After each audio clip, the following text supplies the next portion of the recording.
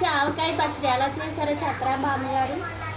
మామిడికాయలు తీసుకొచ్చామ్మా, నీళ్ళల్లో నానేసి సొన శుభ్రం గుడ్డబెట్టి తుడిసి సొనంతా తీసేసి కాయలు కోసి ముక్కలు కొట్టి ఒక 5 నిమిషాలు ఆరనిచ్చి వాటిల్లో ఉప్పు కారం పసుపు అవన్నీ ముందు పసుపు కలపాలి ముక్కలకి.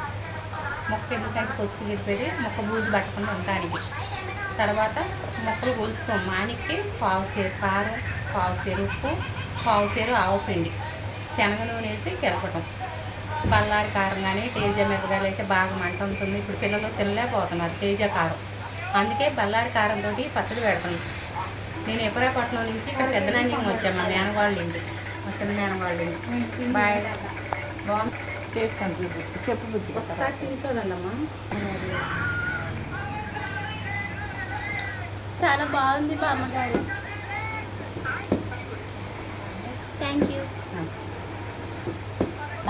థ్యాంక్ యూ బామ్మగారు, మామిడికాయ పచ్చడి విధానం మాకు చెప్పినందుకు.